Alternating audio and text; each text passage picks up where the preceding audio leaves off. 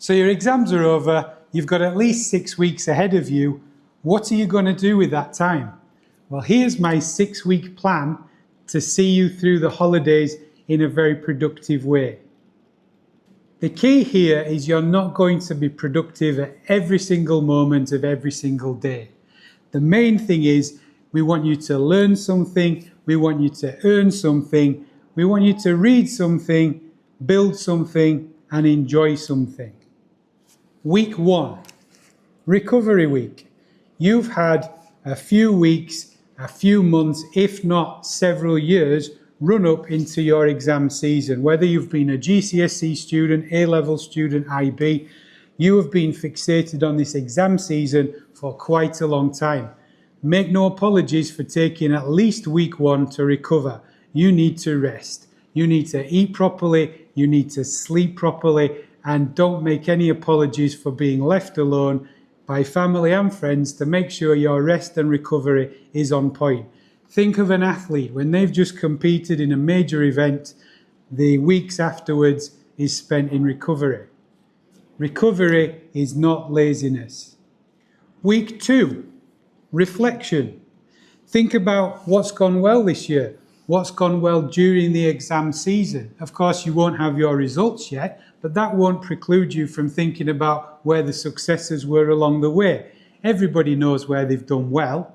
Also, everyone knows where things haven't quite gone to plan, but don't dwell on that. Avoid obsessing over grade boundaries.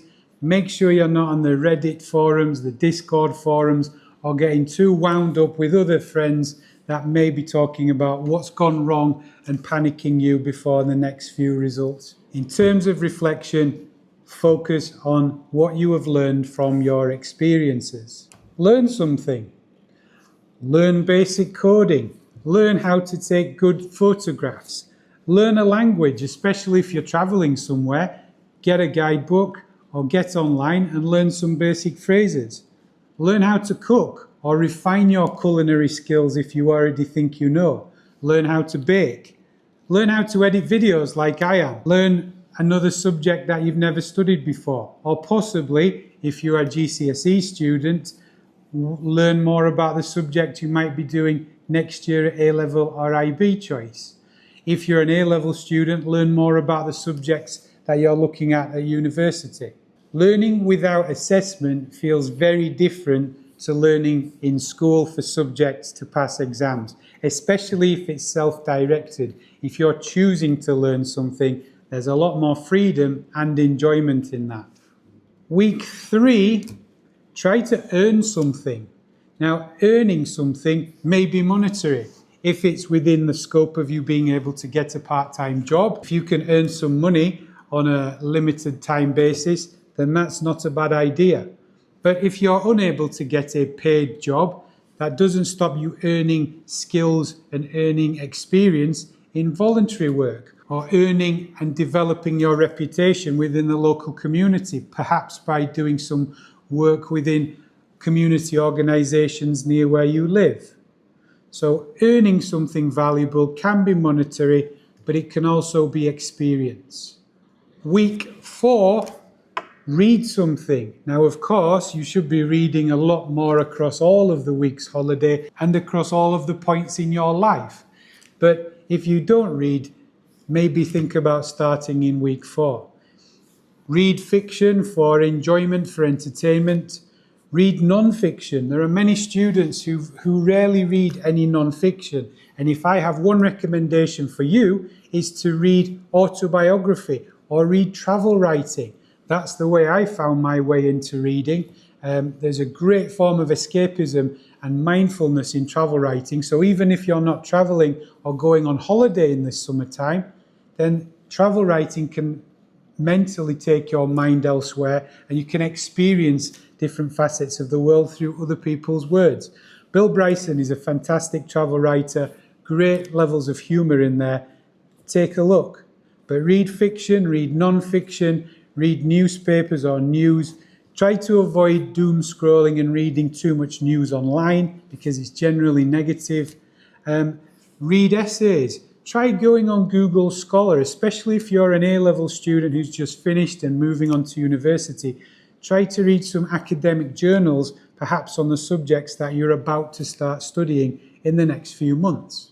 Week 5, build something.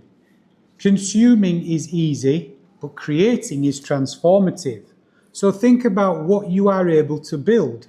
Now that could be something physical, you could be helping a family member physically build something, or it could be you create a blog, you create your own website, you might start a YouTube channel, you might want to make a portfolio of your own work, you might want to start a small project. So being creative, thinking about building something, again, that isn't assessed, that you're not doing for anybody else other than yourself and your own experience, is a great idea. And week 6, now we're encroaching on the time when your results will be due. So here is where you are preparing for what comes next. If you are an IGCSE student, you will be thinking about what it is you're going into when results come out. If the results are as you would like, you may be going into A-levels, you might be starting an IB course, you might even be moving into a vocational course. Or in some cases, you might be going out into the world of work. So think about preparing for any of those possibilities. If you've just finished your A-levels, then of course you will be preparing for university life.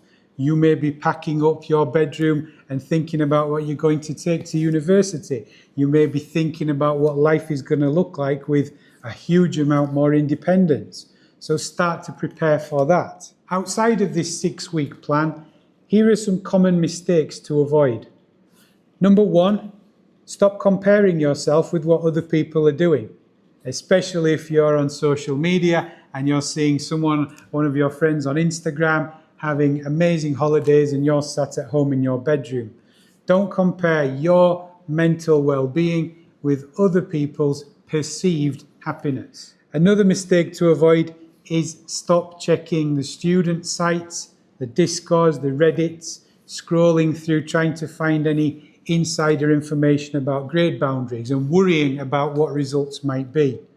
Particularly in this day and age, there is a lot of fake news, AI-generated leaks, so try to avoid getting too wrapped up in any of that. Number 3, linked to what I've just said, stop doom scrolling. It is one of the worst things you can do for your mental well-being. Get outside, get into nature, walk, run, do some kind of sporting activity, but try to minimize your time on the social media. Don't feel guilty for resting.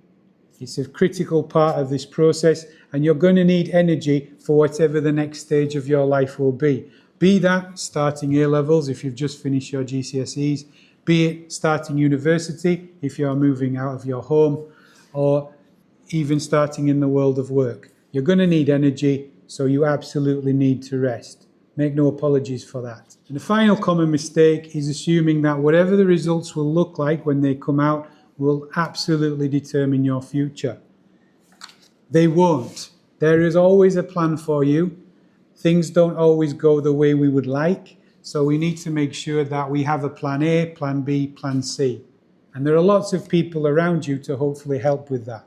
So remember, if you do 5 or 6 things this summer, the plan is to learn something, earn something, read something, build something, and most importantly, enjoy something.